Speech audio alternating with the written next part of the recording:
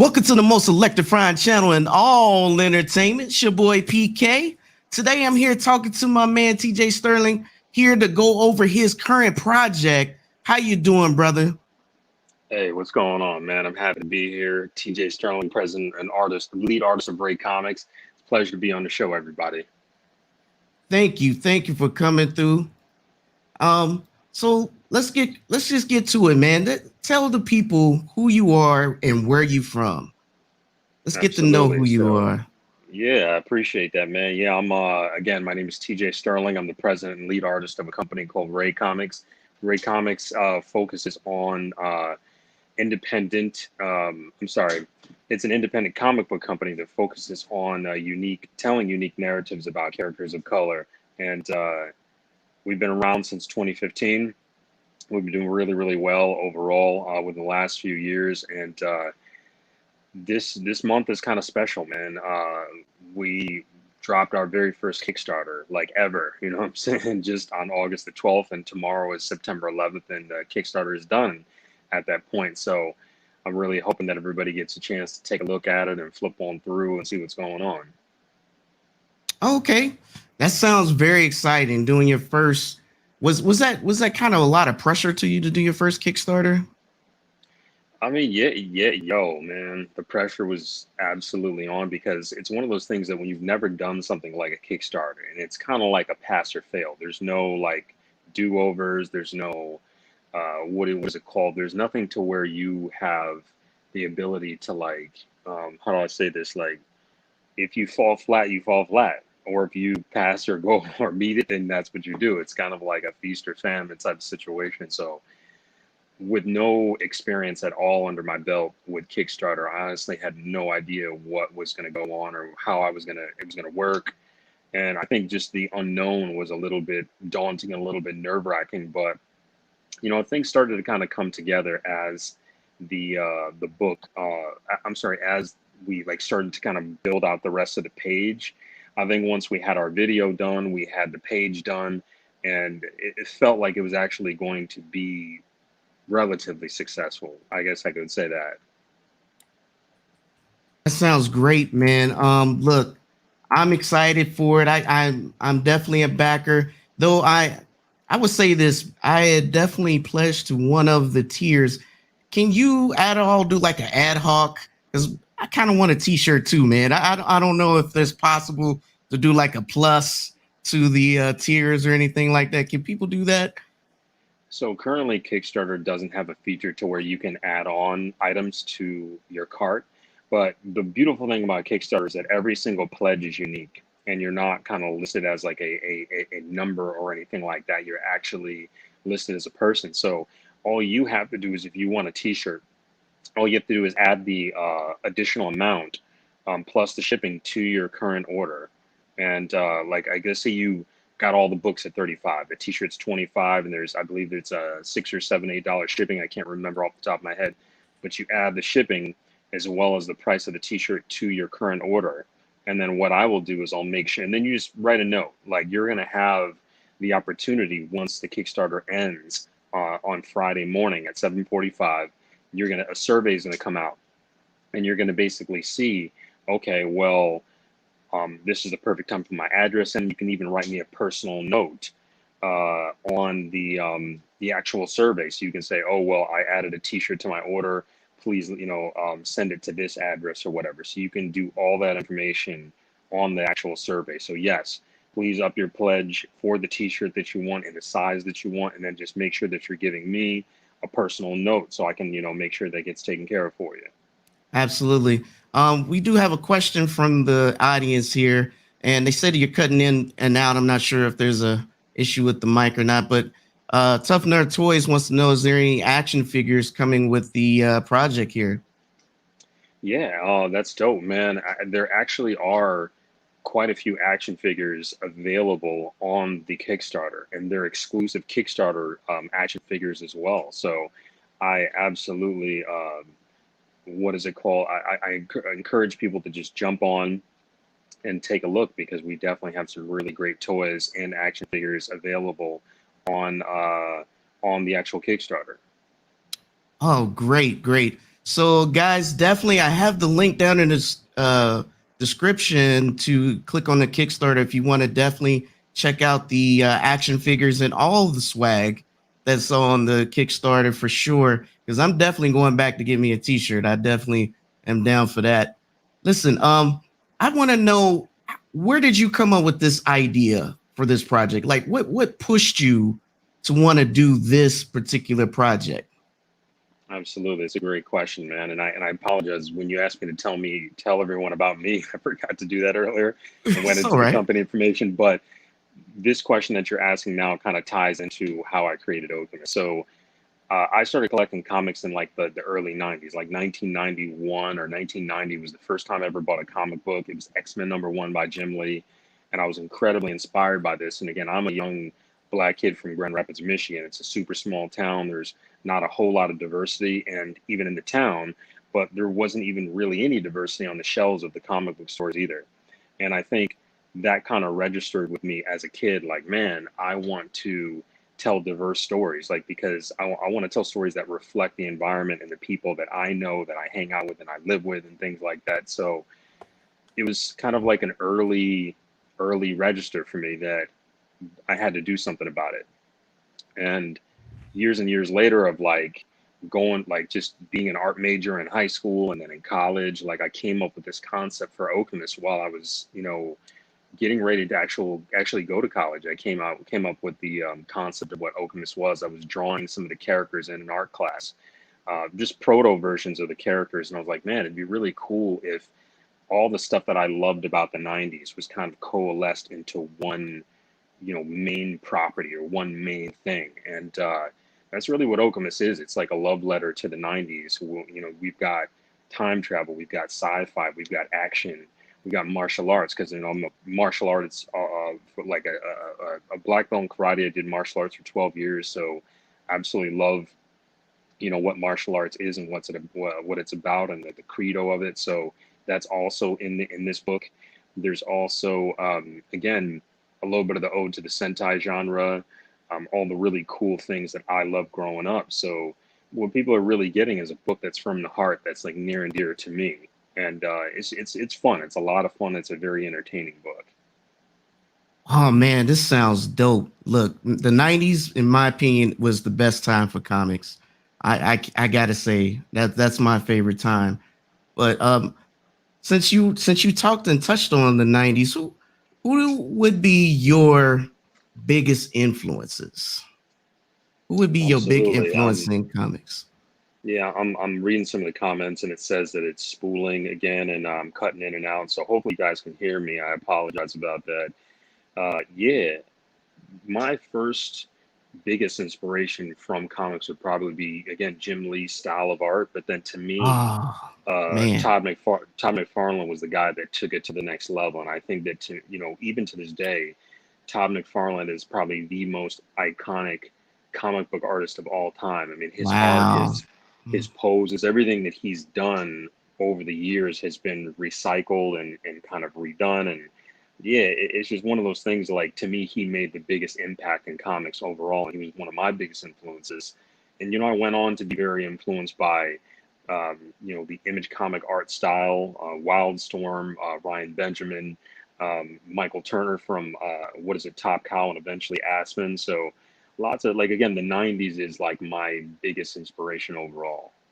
Nice. I love Todd McFarlane too. I mean, I got Spawn 1 through 50. I mean, I remember when he helped create Venom, the spaghetti webbing with Spider-Man and all those crazy poses, and Spider-Man with the big eyes, right? That's I right. mean, come on. I mean, he's a genius in his own right, that's for sure.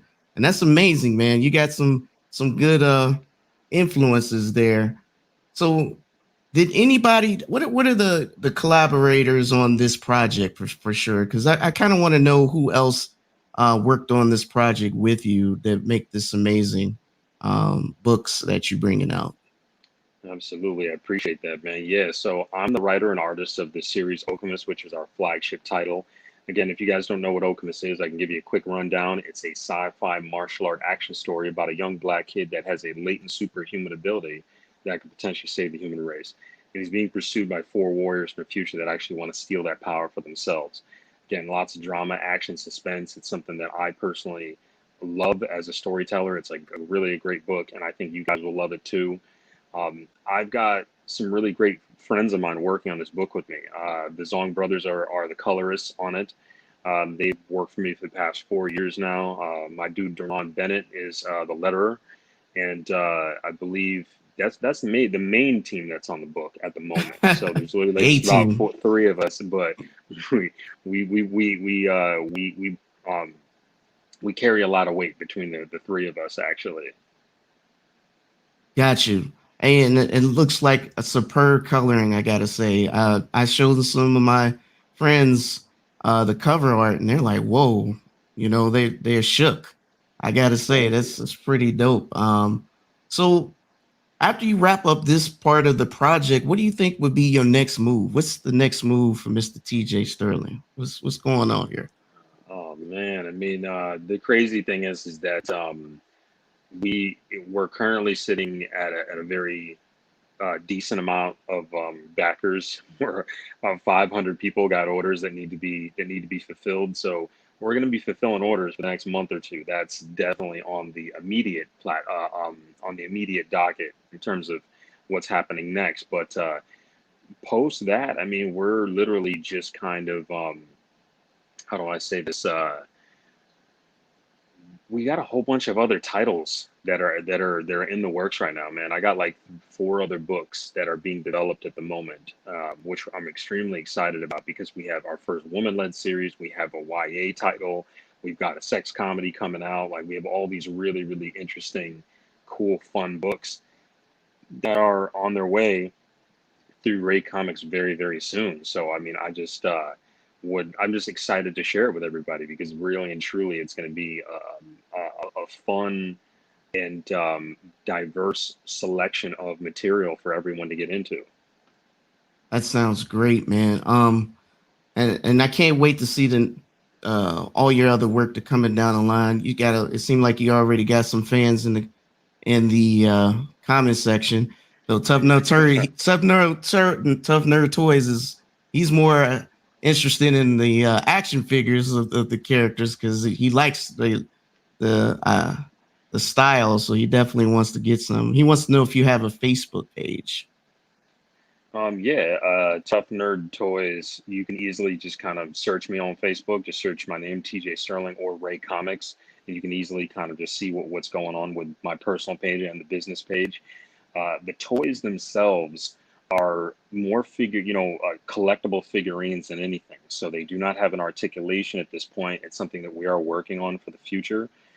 When you talk about mass production of more articulated figures, the order that you have to place is significant. It's not a light thing at all. So what we're doing now is more, again, um, specialized collectible figurines that you can only get. We only do one generation of each figure. So the first one that we had at New York Comic Con last year, we sold out of. Then we made more, and then we sold out of those. And now we have actually three different types of figurines on the site for on the Kickstarter page right now, actually. So yeah, man, it's the best way to get them. But the coolest thing about the new figures is that there's a detachable sword. So the sword can kind of click onto the character's back and then click off. So it's kind of like a little cool thing that we're doing and we're experimenting with actually. Oh man, he's super excited. He's already all in. Look at him. He said, "I can't wait." Well, uh, Tough Nerd Toys, let me quickly tell you that if you purchase one of the toys at whatever tier that is, you get a lot of stuff. So if you purchase one toy at our $100 tier, you're getting all of the comic books in the series. You're getting a whole bunch of free art prints. You're getting access to our masterclass, and you're getting access to all of the stretch goals. So anyone that spends at least $100 with us at RAE Comics, you get everything that's on that page, which is pretty dope, and plus some, which is really, really cool. I think the t-shirts are the only thing that are done separately. We do have a tier. Our highest tier includes the t-shirts, but yeah, I mean, I would definitely suggest everybody take a look at the Kickstarter. Donate while you can. We've literally got like 12 or 13 hours left. There's really not much time. Alethea, thank you so much. I'm glad you liked the cover. BSG Network. Appreciate you. I'm glad you like the artwork. It reminds me of Image Comics back in the day. Yes, I love Image Comics. It's my favorite comic book company, especially in the '90s. So you guys already know what it is. Yes. So just right there, man. That they like I said, I told you the style was dope, and you got your little fan base coming. So since you mentioned the tiers, I noticed that you have some donations going to some charities. What's this about? Could you speak a little more on the charities? Absolutely. So over the years, again, I've been RAE Comics started in 2015, and we've done so many different conventions over the years, so many different events, so many book signings, so many free comic book day events, and I've met so many amazing people. And the questions that I always get asked is, how do you do what you do? One, and how do my kids get involved into starting a comic book company or drawing comics? So I get asked to do a lot of public speaking events at youth groups, at professional organizations, and sometimes schools and things like that. So I've always kind of been in the space of giving back without asking for anything. And I think when you really want to receive blessings, you give of yourself, but you don't ask for anything in return. And that's kind of always been my motto with giving back through RAE Comics. And the first tier that we have is for kidney.org, and kidney.org supports people who have kidney issues, whether you have hypertension, high blood pressure, you have kidney failure. I think those things do afflict people of color more than any other community. So like, I have family members that have suffered from kidney disease over the years, and I wanted to use this campaign to give back to a company that's giving back to my family and a lot of people that I know. The second tier is for the Junior 100, and the Junior 100 is an incredible organization that teaches young kids throughout all of New York City and the five boroughs um, leadership skills. How to do an elevator pitch, how to build a business, like really, really important things that help kids kind of like level up, at a young age. So two really amazing organizations that we're affiliated with, that we're happy to be a part of, and happy to try to bring some more light to. Wow, that's amazing.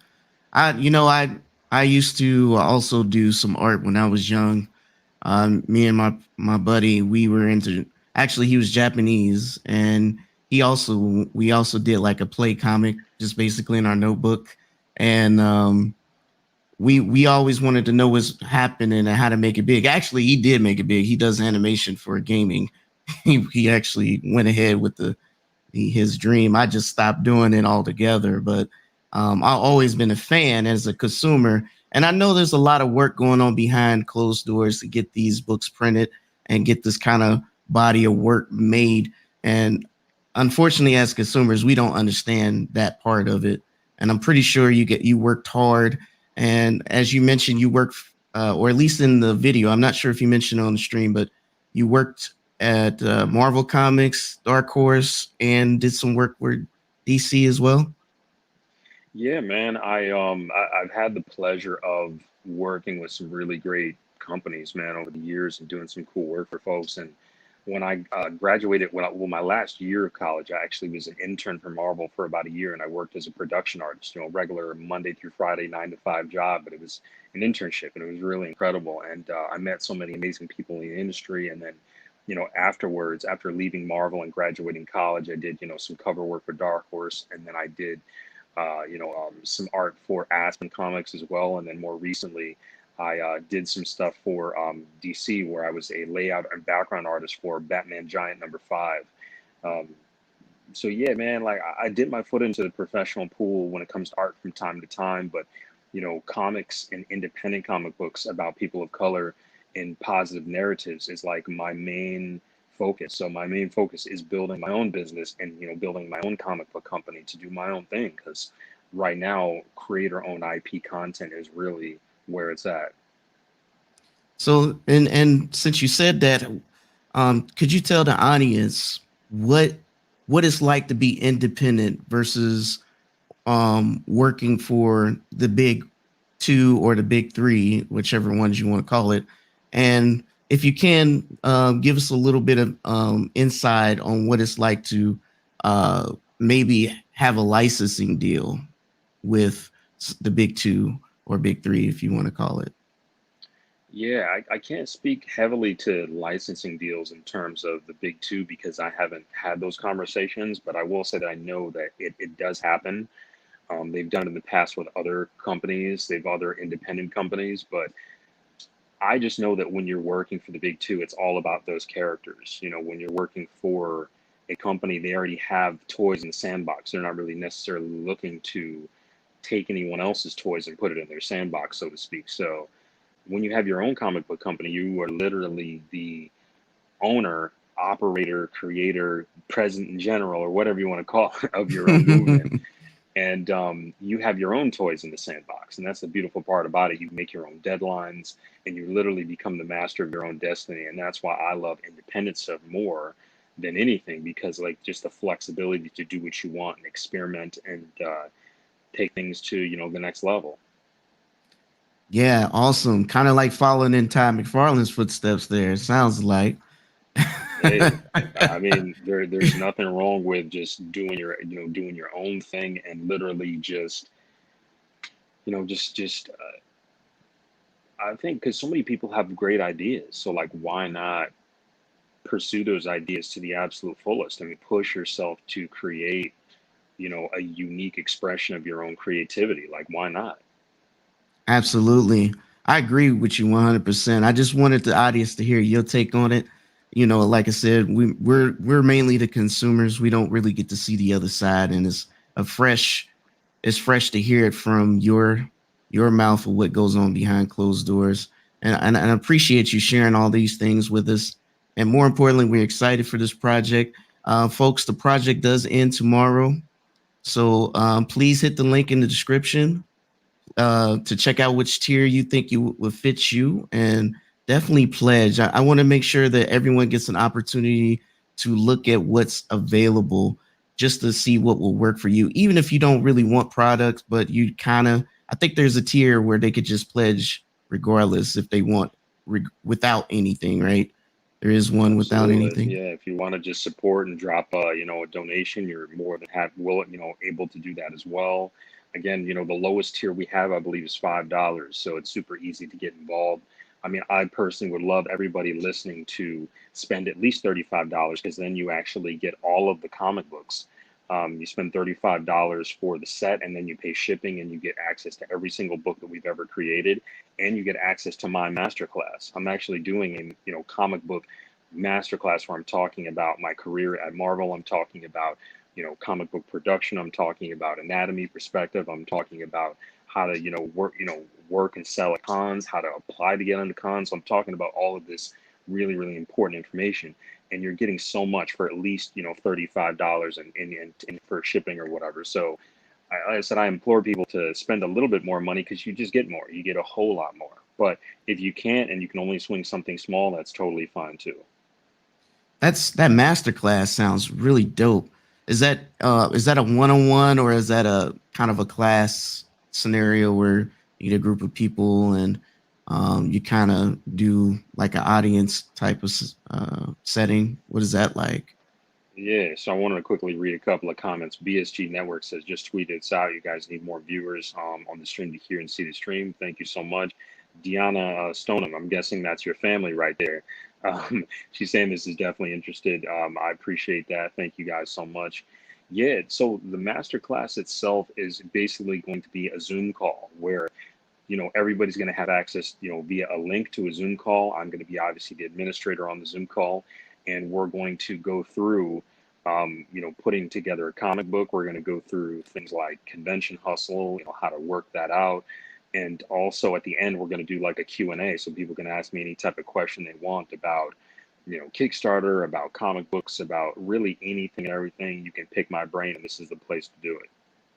Wow, that is pretty exciting, especially up and coming artists that want to get into the game. Man, yo, if I could give you a virtual high five, I would, bro. I'm gonna tell you, man, I that's feel what the I love, wanted when I bro. was a kid, bro. I'm telling you, that's more people need to sit down and do that kind of work with up and coming people because it's intimidating out here in these streets. I'm gonna be real, it is, especially when you go and see your idol and you're not sure how to approach them and show your work, right? You got your work with you. You just want to show it off. You're not really trying to look for any kind of commitment. You just want to see their reaction, on your work, right? That's kind of the Yeah. idea. And for you to sit down and take time out, I think that's pretty huge in my opinion. And I And man, appreciate you giving it back. I thank you, man. And because that's why I said my mentors and the people that did stuff for me did that. They sat down and took time for me. And I think now Zoom calls and these types of master classes are more frequent than not. So like I said, this is going to be my opportunity to just teach a little bit. And again, anybody who's a $35 backer gets that cat class for free. I mean, the knowledge that 10 years, over a decade's worth of experience kind of condensed into one hour masterclass is going to be pretty dope. So I really hope everybody gets the chance to jump on that. Again, you can get digital comics on the Kickstarter. You can get print comics. You can get T-shirts. You can get toys. You can get, we just hit our highest stretch goal. So we're going to be trying to produce a video game. There's all kinds of really cool stuff that we're getting into. So I just hope everybody who's listening gets a chance to donate and be a part of it, man, because it's a really, really dope Kickstarter. It's our first and most successful Kickstarter. So hopefully everybody gets a chance to check it out. Absolutely. And listen here, guys, we do have to wrap it up soon, but I have a couple things I want to tweak your brain with. See, I'm gonna say this. I am also a gamer, and I love games and also love comics, that tell stories for games, basically. And I've always been like a what can you say, like a mech kind of um, fan. Like Mega Man X was my favorite of My one of my favorite game. favorite games. I once I played that, I'm like, I gotta have like a comic or anime or something of this. That never happened, but just that's where I started loving this kind of thing. So I just want to know, are you a fan of the games? I heard that you're gonna make an Okemus game. And what does this look like? What that look like, man? What's going on there? BSG Network says video games, please be Unreal Engine 4 or 5. I'm buying day one. Fierce Play X says, yeah, your work looks really nice, man. I'll check the Kickstarter. I appreciate you guys. Yeah, so I'm a humongous fan of 8-bit games. So again, my favorite game growing up was Mega Man X.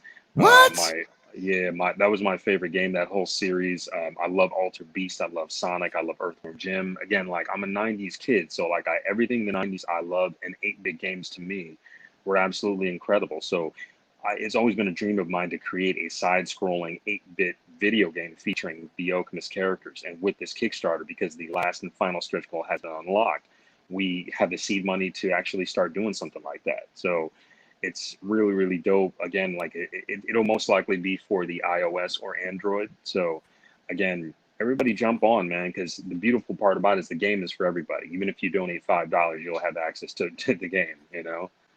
Wow, that is pretty dope, man. Hey, look, I appreciate you coming through. I know our time is short, man. I know you got to go. I just wanted to take time out to speak with you and hear a little bit from you and let everyone know what you're working on, man. I think this is super important. And I really appreciate all the things that you're doing with this project, man. Everything is positive 100. And I appreciate you, man. Like I said, you're a real dude, and I'm definitely glad that we had a chance to link. I mean, yeah, like I said, if anybody wants to find me, it's super easy to find me. You go to Facebook, you search TJ Sterling, I pop right up. If you go to the Kickstarter, you can easily get every single current offering that we have on our Kickstarter right now. If you aren't seeing the link in the description, I know it is there, but if you don't, if you go to Kickstarter.com, you search Okemus, Okemus, will pop right up. Or if you want to link with me on social media, at TJ Sterling Art on Facebook, on Instagram and Twitter. I'm also at RAE Comics on Twitter, so you can find me there as well. And and then my website too is raecomics.com, raecomics.com. So hopefully I'll see everyone. Hopefully, we get a chance to link and become friends online as well. yeah, and if whatever social media I don't have in the description, I'm gonna get it from him. and make sure it's in here for anyone who missed the live stream. I'll make sure that you guys can view this information down in the description later on. Trust me, I will get it to you. And if you guys can't get a hold of him, you can definitely reach out to me on my Twitter at PKX Live. I'll definitely shoot you over and link you guys up and make sure you can find his content. Definitely. Well, thanks for having you, bro. And thanks, guys, for watching. You can always find me on GRG every Friday talking about everything gaming, but you can find me here at PK Entertainment talking about everything up under the sun, including this man's work here. I hope to have you soon back on here, man, because we gotta chop it up on some other topics for sure. Hey man, I'm with it, Doug. Like I'll definitely be back. This was a good time. So, you know, we've got to talk about. There's all kinds of interesting stuff that's happened during this Kickstarter, and then you know in between. So we'll definitely be back for sure. Awesome, great. Well, you guys have a good one, and don't forget to electrify that subscribe button. And see you next time.